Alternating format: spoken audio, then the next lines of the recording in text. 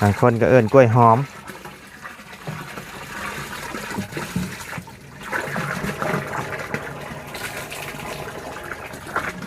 ก็ฉันสมมติว่าน้ำอยู่น้ำเซมันบ่ขุ่นนี่ก็ไปตักอยู่น้ำเซพวกมากินอาบก็อยู่หั่นกินก็อยู่หั่นอาบัดบ่เลยกำลังปล่อยออกจากคอกบ่นี่เพิ่นมาแต่เลี้ยงบ่นี่นะข้อยคิดว่าหาสิปล่อยออกจากคอก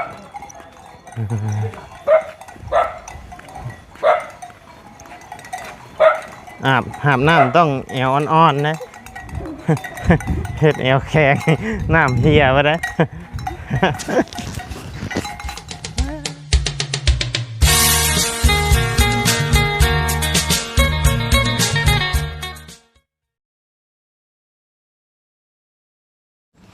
พึบโทษเนาะพี่น้องเลยมาบัดนี้เนาะคือเห็ดจางปางอยู่ยังสี่บล็อกบ่พอบ่นี่เนาะโอ้สงสัยบล็อกบ่พอพี่น้องเลยโอ้สองลมไว้ได้เพิ่นเห็ดกันเนาะพี่น้องเลยก่อนอื่นก็กราบทักทายสบายดีเด้อเนาะพ่อแม่พี่น้อง FCเบิร์ดสู่สู่คนเนาะบ่ว่าอยู่ในและต่างประเทศก็ยินดีต้อนรับเข้าสู่ช่องบ่ไรคือเก่าพี่น้องฝนตกแห้งบ่อยู่พี่เนาะพี่น้องเอ้ยเปื้อนเบิดเลยแถวนี้ทางเข้ามาก็โอ้สุดโหดเลย รถอาจารย์นี่ก็เต็มมายังบ่ได้อัดฉีดบ่นี่อาจารย์บ่ มันก็อัดฉีดไปเท่านึงเด้บ่บุญบ่เราพอประบุญชื่อเครื่องมาโดยสบายดีชื่อโดยใช้น้องหัวเพิ่นมีเทิงบ่เห็ดอย่างเด้ต่ำตึมอยู่เนาะโธ่ขึ้นไปเบิ่งก่อนพี่น้องเลยเห็ดอย่างเด้ต่ำอยู่เห็ดกินอีกแล้วบ่นี่เนาะ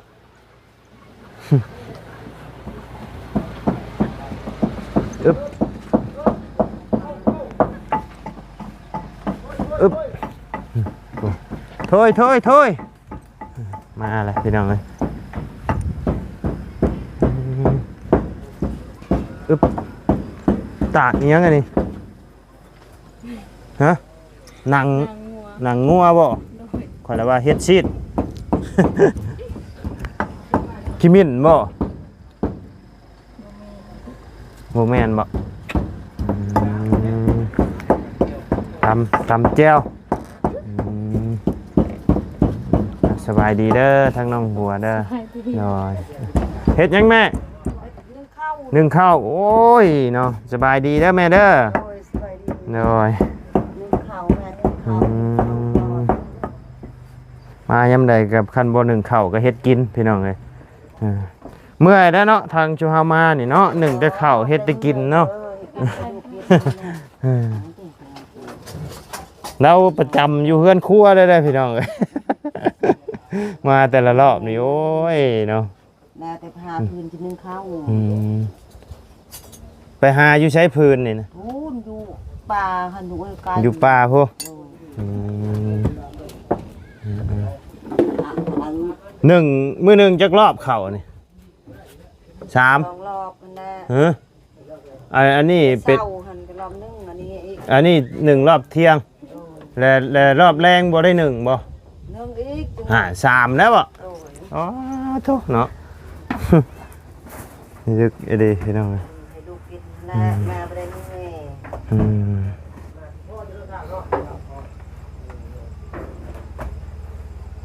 เมื่อยแล้วมายามใดก็บ่ได้ไปข้างใดอยู่แต่ขี่ไผ่นี่พี่น้องเอ้ยเฮ็ดอยู่เฮ็ดกิน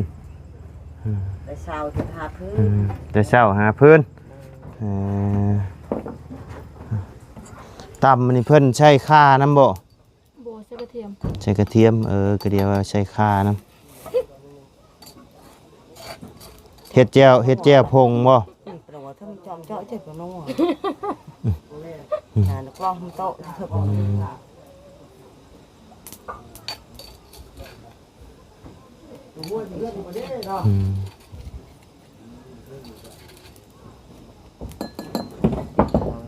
ะ เฮ็ดแจวอยู่บ่เพิ่งเลย ใส่ลายบ่ จักแล้วเจ้าเคยเฮ็ดได้ซะถามข่อยแฮงแล้วข่อยนี่ บ่มีเจาะจังเพ่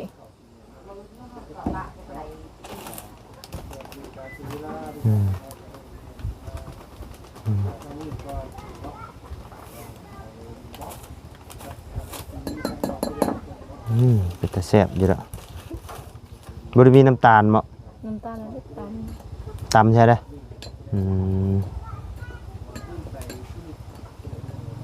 โอ้เป็นตาแซ่บอยู่เด้เนาะฮักเป็นตาฮ้อนท้องอยู่ เป็นได้เรื่องไก่เรื่องกาเฮาได้ไปถามอยู่บ่ ำไปถามอยู่ ฮะ อยู่น้องอันยังบ่ทันได้ไปถาม ยังบ่ได้ไปอยู่เพราะว่าบ่ไล่สิเข้ามาเมื่อวานนี่รอบแรงน่ะฝนมันตกพี่น้องเอ้ยมันก็เลยฝนมันตกบ่ได้เข้ามาซ้ำเนาะเพราะจังว่าน้องเพิ่นคือบ่เห็นแชทมาว่าได้หรือบ่ได้เนาะว่าทั้งนี้ก็ฝนตกเนาะไปบ่ได้ครับ แล้ว แล้วบ่ฮะ แล้ว แซ่บหรือบ่แซ่บบ่ฮู้ สิ โอ้บ่คันเจ้าว่าแซ่บแล้วก็แซ่บแล้ว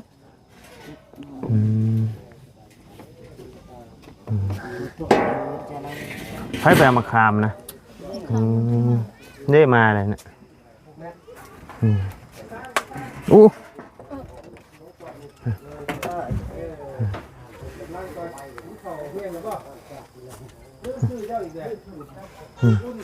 อู้ตาย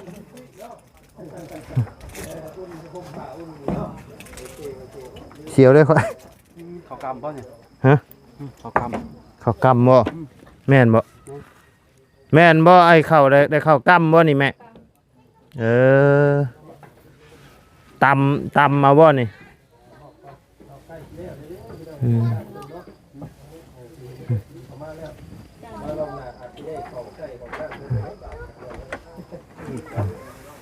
เป็นไงรสชาติจาน จางยัง ขาดยัง จางยัง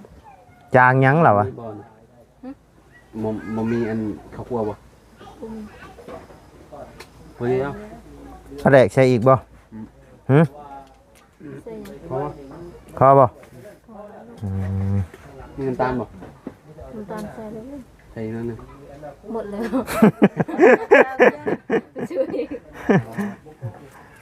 มันคม นั่นแหละ มันคมบ่มักหวาน เสียงยังเฮ้ยว้าเลิศมื้อนี้เปลี่ยนเมนูเด้อมื้อนี้เด้อบ่ได้ย่อเข่าได้มื้อนี้มื้อนี้แม่นบ่ได้ย่อเข่าเด้อมื้อนี้เด้อย่อมะขามมื้อนี้น่ะย่อสมมะขามสบายดีเด้อบ่เพิ่งเด้อโดย หัวไรเพิ่นพอมันหอยมาไว้ตำแจ่วนี่ฮะ เด้นี่ ทำเองบ่เนาะรสชาติไม่เคยเปลี่ยนแปลงค่อยบ่กินหรอกค่อย แล้วว่า บ้า แล้วว่ามายามใดย่อแต่ข้าวมื้อนี้ย่อมะขามมื้อนี้ ห้องน้ำเพิ่นก็ยังบ่แล้วซ้ำพี่น้อยเนาะย่อส้มก็แล้วเจ้าบ้าน เราสิประเดิมในห้องน้ำเลยเด้ ห้องน้ำบ่มีก็ขอเข้าห้องน้ำสะพรเด้มีบ่ โอ้เฮือนน้องพรมีน้ำบ่มันมีห้องน้ำเนาะเราเจาะน้ำเจาะในเลยพี่น้องใช่คนต่ำคือบ่กินกินมึงดู เอามาพี่เอา เป็นตาน้ำลายแตกแค่บ่ ปันไดใส่ บ่เดือนหนึงต้องกินเท่านึงวิตามินซีปูนจนแข็งเนาะ แล้วก่อยใช้ในรถด้วยบ่ยังหาบ่ได้อยู่อาจารย์เลย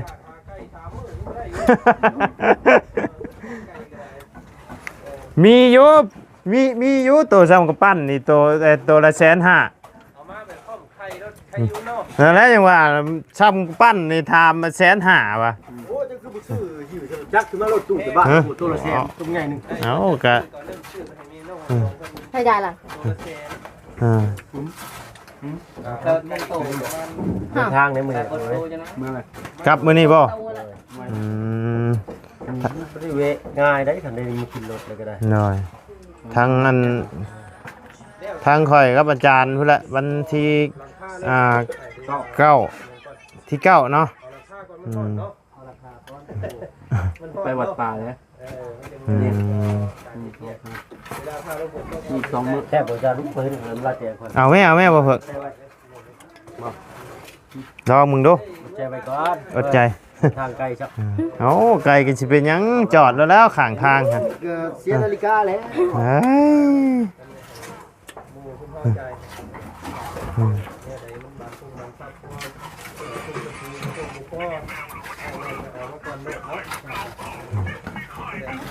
มาแล้ววะ มึงมีเคยกินเลยเนาะ ตำกินไข่นู้น ตำเอาเนาะตำรู้จักบ่อันนี้มันเผ็ดโพดข่อยบ่ไหว้นี่รสชาติ ยั่วอยู่ด้ บ่แจ่วมันแดงโพดนะ อย่างนั้นบ่อยากจะกินนี่ค่อยกินคักจะกินสม กิน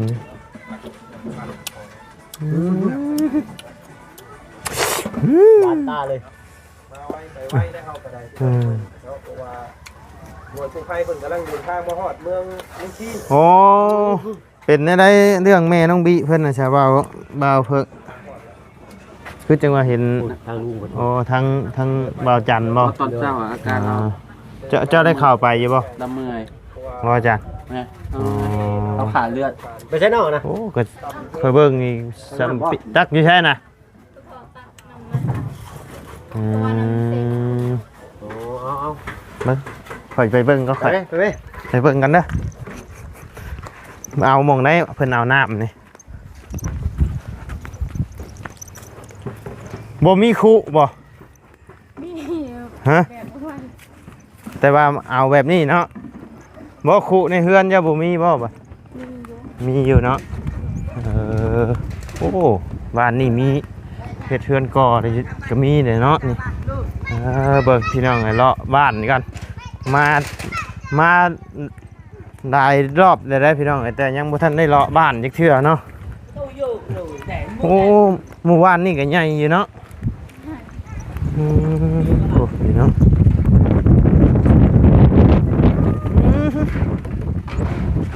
เพื่อนแต่เพื่อนไผสรังนี่ มาบ้าน เพื่อนละบ่าวเจ้าบ่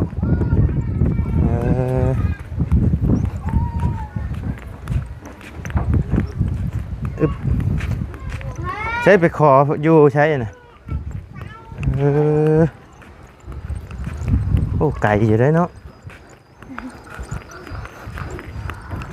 คันไปน้ำเซ่นี่ไปพอดพุ่นบ่ ไป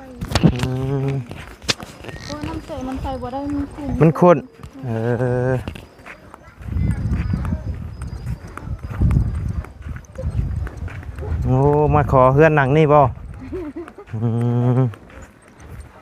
โอ้เนาะเฉพาะน้องเพิ่นจังอยากได้น้ำดอกนี่พี่น้องเอ้ย น่าจะไปอย่าตาเลยนายจะเสียดายเฮ้ยก็เป็นไร นี่บ่เพื่อนดาวาวจ้ะนะ เพื่อนนะซ่า เพื่อนน่ะสาวเออ ทั้งหมด เออ พามาหัวเฮ้ย ใช้เฮือนไอ้อันนี้บ่ สื่อบุตรเพื่อน เฮือนน้องบุตรใช้อยู่เจ้าอยู่ดังใดอยู่ลุมพุมื้อนั้นเห็นน้องเพิ่นอยู่พี่น้องไงใช้คืออยู่อ้อมฮะ ตักไปกินบ่นี่นะ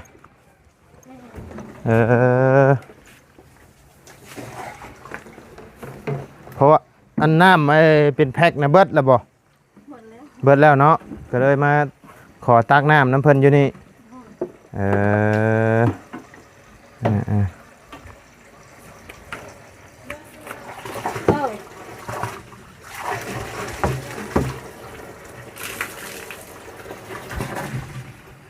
อันนี้บ่ที่เพิ่นเจาะไอ้10ได้10ปลายล้าน แม่ อ๋อเนาะคันอยู่ว่าเอ้ยชาวพุ่นแหล้วเนาะคันอยู่บ้านข่อยเจาะได้เป็น2-3หม่องพุ่นได้นี่แห้งอยู่เนาะน้ำกันเนาะ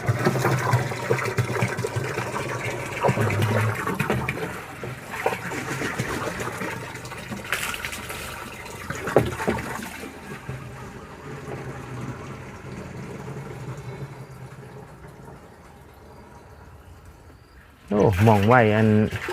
ครีมล้างหน้าแล้วอีหยังกัน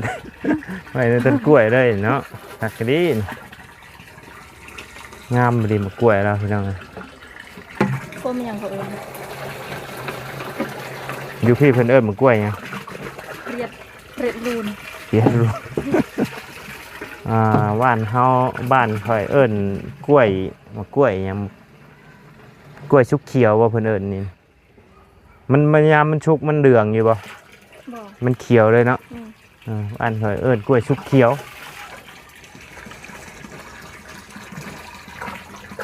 บางคนก็เอิ้นกล้วยหอม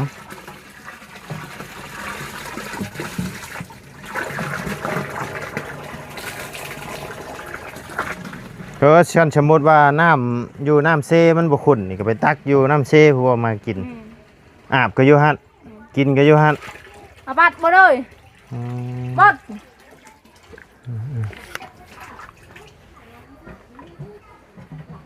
เอาบัดอยู่เฮือนอันเฮือนใกล้ๆหั่น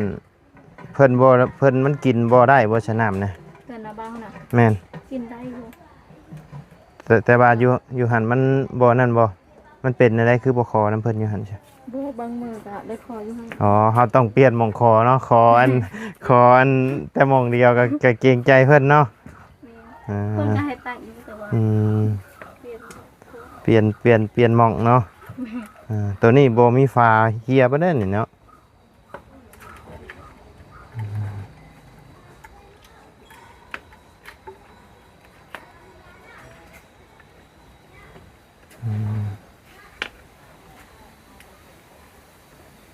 อึบ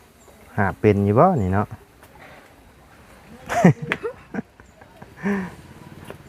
ไปบาทนี่พี่น้องไง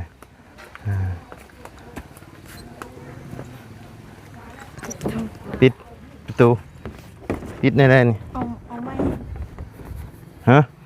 เอาไม้นี่บ่เอาเห็ดในได้ในนี่บ่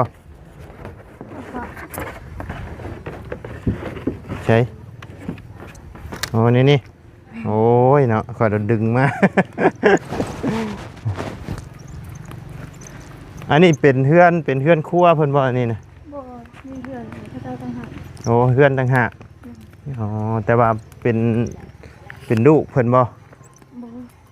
โอ้เพิ่นมาขอต่อไผนำซื่อบ่ เจ้าสาวนี่น่ะ อืม คนเด้อ อ่ะ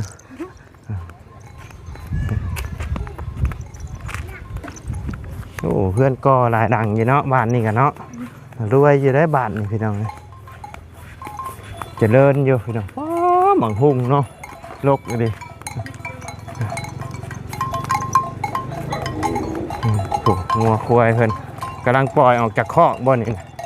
ลูกสาวหนึ่ง เพิ่นมาแต่ได้อย่างบ่นี่นะข้อยคิดว่าหาสิปล่อยออกจากคอก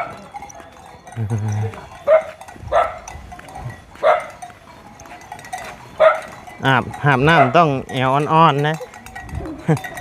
เฮ็ดแอวแข็งน้ำเฮียวะนะ เนาะ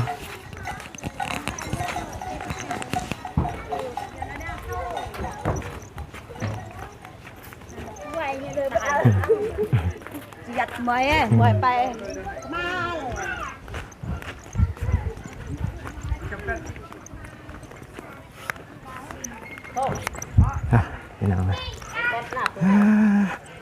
มาบุญกันมาเลย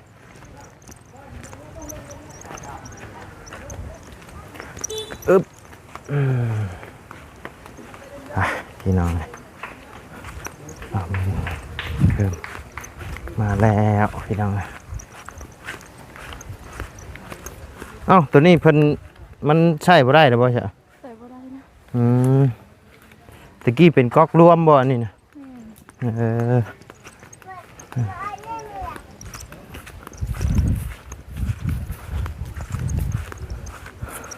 โอ้พี่น้องเลยไปซะพี่น้องเลยสำหรับคลิปนี้ทางมาไล่ก็จะได้ขอจบคลิปปิดคลิปลงไปเพียงสำนี้ก่อนเด้อพี่น้องเด้อขอบบุญขอบคุณพ่อแม่พี่น้องและ FC เบิร์ดจุกุทุกคนเนาะที่เข้ามาติดตามนะครับส้ม